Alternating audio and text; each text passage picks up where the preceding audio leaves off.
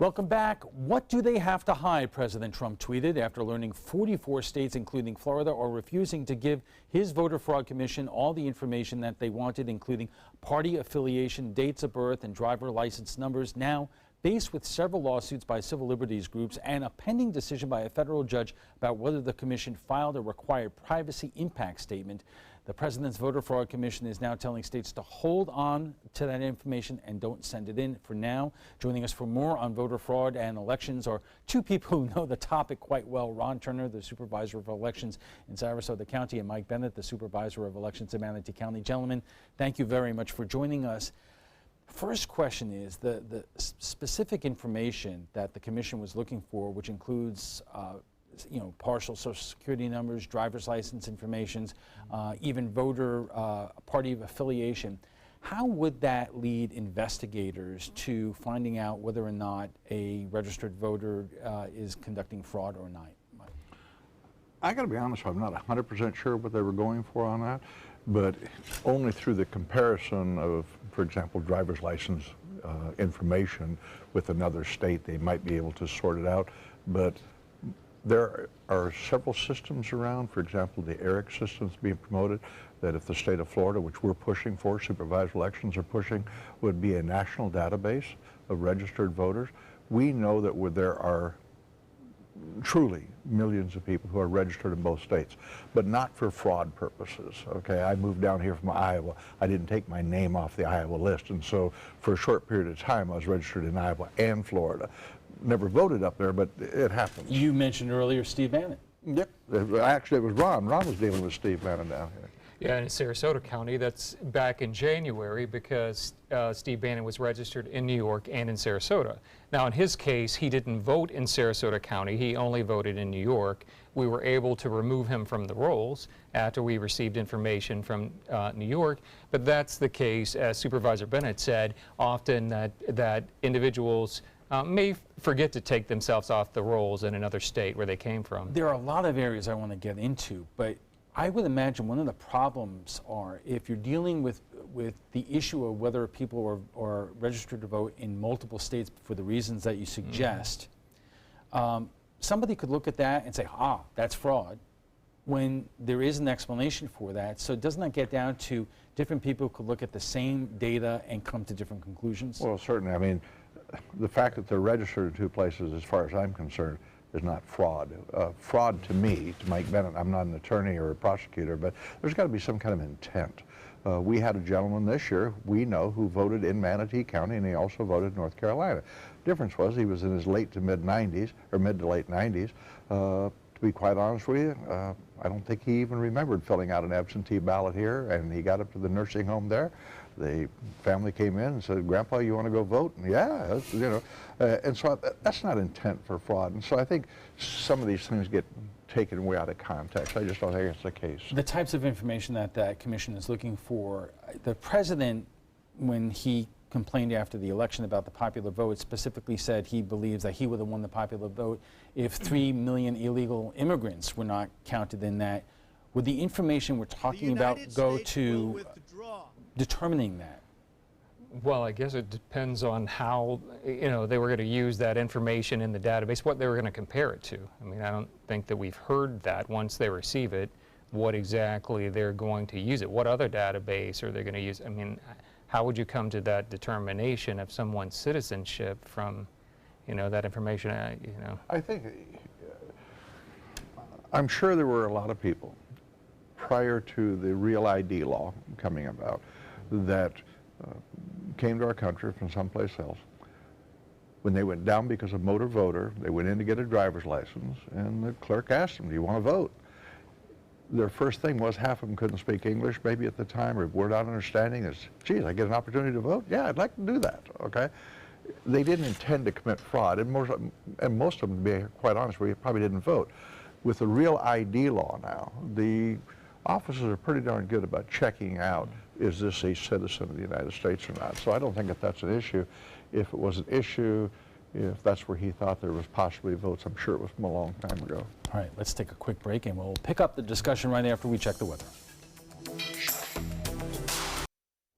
Welcome back. If you're just joining us, we are discussing President Trump's Election Fraud Commission and his unfounded claim of widespread fraud in November's election. Our guests tonight are Ron Turner, Sarasota Supervisor of Election, and Mike Bennett, Manatee's Supervisor of Election. I guess, you folks are responsible for Manatee and Sarasota counties, but when the president says 3 million illegals voted, in your professional opinions, how likely is that? My professional opinion? I think it's highly unlikely. Do I think there was some people who voted illegally? Yeah. Do I think it was 3 million? No. Do I think that every one of them voted Republican or Democrat? No. I think that, we're doing the best we can, and I think that this kind of a commission, anything that investigates to make sure that the vote is protected and it's a clean election, I think it's probably pretty good. You did mention the concern over a motor voter, and that the way it may have worked is that you may have undocumented aliens who have inadvertently registered to vote because of that. And that plays to the concerns that many people do have about fraud. But I want you to respond to what Kevin Griffith, the vice chair of the Sarasota Democrats, said in Kate's story when he says the biggest issue is that they're going to overstate the problem and use that as a pretext for passing legislation that suppresses people's votes or makes it harder for people to vote. Could that be a result of this? Well, I think one of the issues that comes up with the commission is that the states in the United States run the elections, not the federal government. So each state has its own system of elections that elect federal, state, local officials. There are between 7,000 and 8,000 local jurisdictions that conduct those elections, say in a presidential year. So I think that kind of divide between the states and the federal government, I don't know that the federal government, it might be difficult for them to do that. It would have to come down to the states to try, I would think, legally to pass, laws like that. But, I certainly understand people's concerns, Kevin's concerns, as you're mentioning. We've heard a lot of them from voters. What I did in Sarasota County was all the emails that I got from voters, I sent every one of them to the Secretary of State and the Governor's office to make sure that our voters had their voices heard in Tallahassee. So when voters call into your offices and express concern about what's happening now with this commission, is their concern mostly privacy issues in terms of their information being put out, or the fact that it could be suppressing the vote in some way? The ones I've gotten, I would have to say 95% of them have been the secrecy issue. One of the problems is part of the information they were looking for was voting history, okay? Well, if the media would have been on top of this a little bit better and explained and killed some of the fear that your voting history is public. It doesn't tell you who you voted for, it just tells you which elections you did or didn't vote in. So there's a lot of information that's out there, and I think the media could have taken this story and clarified that this, in fact, is the letter from the commission, and it clearly states in there, if this information is legally available in your state and your public records laws, we'd like to have it, okay? But they're not asking for something that is illegal under the state of Florida laws to give away. And I think that the media could have done a better job of cooling that for the people. It's really sad when I have people call up and say, oh, you got to remove me from the voter roll. I don't, and we've been able to talk most of them out of that. You talk about suppressing the vote. That is suppressing the vote. When we have that fear out there and people want to deregister, that suppresses the vote. Inadvertent consequences. So given the fact that both of you say that the president's 3 million illegal votes is really unlikely, is this commission a good idea or not? Well, I would say that, obviously there's a variety of opinions about whether it's a good idea or not. I guess the positive side is what Supervisor Bennett kind of talked about, is just the discussion about our democracy, about our system of elections in our community, in our state, and our country. I certainly think any time that we can talk about this here on your show, Alan, what I read on Facebook, what people may be saying around their dinner table this evening, I think that that's important, that we understand more about this process and learn. Certainly transparency, learning more, I think certainly brings more security to the process. But again, I certainly understand people's concerns. The right to vote is one of our most important rights. As a supervisor of elections, personally, I think it probably is our most important right, and it's foundational to all the other rights that we have. So to make sure that that the voter registration and the system of elections are conducted fair, that they're accessible to everyone, that no one's unduly penalized in some way through this commission. I understand that. Now, whether this commission's the right way, I think Supervisor Bennett talked about ERIC earlier, which is a nonprofit consortium of states that volunteer their information to compare that database. And the supervisors in Florida asked the legislature for permission to have the state of Florida join this. It's a different approach to this kind of thing. What is a bigger risk to our right to vote? This issue and whether or not those who are not registered or illegal vote, or what we've been hearing on the news about Russia poking and prodding our election databases in the last election, and concerns among both Democrats and Republicans on Capitol Hill that this was just a prelude to a more invasive attempt by the Russians in the next election. Well, it's interesting because the commission is really a two-pronged deal. If we don't investigate our voting system, will we ever know if Russia actually interfered or not? So when they say, well, you shouldn't have this kind of a commission, then that would kind of take Russia off the table, and I don't think anybody wants that. So to not look at everything and try to find out, is our voting protected? Could Russia mess with it? I got to tell you, Russia would have a very, very difficult time. I'm never going to say it can't be done. Some 12-year-old kid would figure it out. But each of our systems in Florida are independent, and even the voting system at that particular precinct is independent from the next precinct and from the next machine. It would be very, very difficult. I'm not saying it can't be done. As I said, some kid will figure it out. Is there a difference between trying to hack into ballot boxes or hack into voter rolls and manipulate it that way? There is a difference in that, Alan. With as Supervisor Bennett just mentioned, we have a closed voting system. It's not an open network that's online. It's not on the internet. It's not connected to the internet. So each of our tabulators, the ballot box that connects to the ballot box, each of those tabulate ballots individually.